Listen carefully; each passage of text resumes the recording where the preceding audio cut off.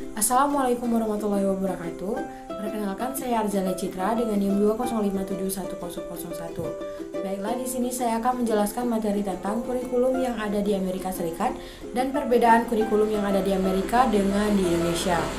Tugas ini saya buat untuk memenuhi tugas pada mata kuliah telaah materi matematika sekolah SMP dan SMA yang dosen pengampunya yaitu Ibu Irni Latifah Irsal MPD. Untuk penjelasannya, silakan simak video berikut ini. Pembahasan yang pertama yaitu kurikulum pendidikan di negara Amerika Serikat. Kurikulum pendidikan negara Amerika Serikat dalam sejarah pendidikan di Amerika Serikat, penentuan apa yang harus diajarkan di sekolah merupakan hal yang dimiliki oleh masyarakat lokal dan negara bagian atau provinsi yang disebut dengan status. Dengan demikian, isi kurikulum sangat beragam, disesuaikan dengan keadaan masyarakat dan negara bagian tersebut. Tidak ada sistem pendidikan atau kurikulum yang berskala nasional. Negara bagian dan masyarakat sama-sama memiliki kekuatan atau kewenangan dalam menentukan materi atau isi dan struktur kurikulum. Selanjutnya, organisasi sekolah pada tingkat lokal diperkenankan menentukan program atau isi kurikulum sepanjang masih di dalam rambu-rambu atau petunjuk yang ditetapkan oleh pemerintah negara bagian tersebut. Pada tingkat sekolah dan kelas, guru dapat mengembangkan kurikulum berdasarkan standar dan kerangka dari pemerintah negara bagian. Menggunakan sumber-sumber material yang ditentukan oleh pemerintah atau menentukan sendiri. Dengan demikian, dalam pendidikan di Amerika Serikat, guru-guru diharapkan menggunakan standar dan kerangka sebagai penyusun kurikulum. Mereka bisa mempertimbangkan fleksibilitas atau keluasan desain suatu kurikulum bagi kelas mereka sendiri, termasuk dalam memilih media dan metode pembelajaran. Selanjutnya yaitu jenis-jenis kurikulum pendidikan Amerika Serikat. Yang pertama yaitu kurikulum formal dan informal. Pada saat belajar di sekolah, siswa menerima kurikulum formal dan informal. Kurikulum formal sangat sering dipikirkan dibandingkan kurikulum informal, tetapi kurikulum informal juga penting untuk diketahui. Salah satu contoh kurikulum formal adalah apa yang kita temukan dalam buku teks.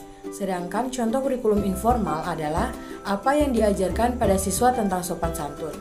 Misalkan pada siswa perempuan sering diberitahukan untuk bersikap sebagai lady, atau pada siswa laki-laki diajari untuk jangan cengeng dan menangis. Kemudian kedua yaitu kurikulum tersembunyi atau hidden curriculum. Kurikulum tersembunyi dapat didefinisikan sebagai kultur dan nilai yang lebih menonjol yang dianut oleh sivitas akademik, yaitu siswa dan guru, di suatu sekolah. Kurikulum tersembunyi mencerminkan ideologi yang dominan dalam suatu sekolah. Yang ketiga yaitu kurikulum nol. Konsepnya sangat berhubungan dengan kurikulum tersembunyi.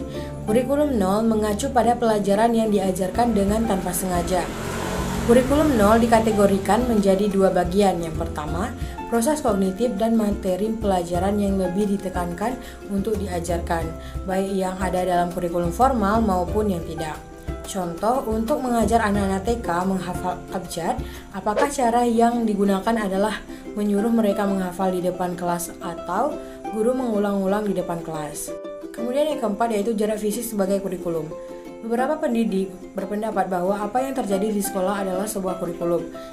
Jadi, desain fisik sekolah bisa juga disebut sebagai kurikulum. Bukan suatu kebetulan bahwa sekolah abad 19 didesain seperti candi dan gereja karena maknanya adalah candi atau katedral pengetahuan. Kemudian, perbedaan kurikulum di Indonesia dan di Amerika Serikat. Berdasarkan asas filosofis antara Amerika dan Indonesia, mempunyai perbedaan yang mendasar dalam kurikulumnya. Sebagai contoh, di Amerika tidak ada kewajiban bagi sekolah untuk mengajarkan suatu agama.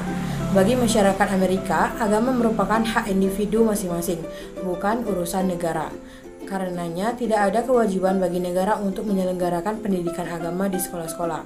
Sedangkan di Indonesia, dengan asas filosofi Pancasilanya, mengharuskan negara untuk menyelenggara pendidikan agama di sekolah-sekolah. Demikian pembahasan dari saya mengenai kurikulum yang ada di Amerika Serikat dan juga perbedaan kurikulum Indonesia dengan Amerika Serikat.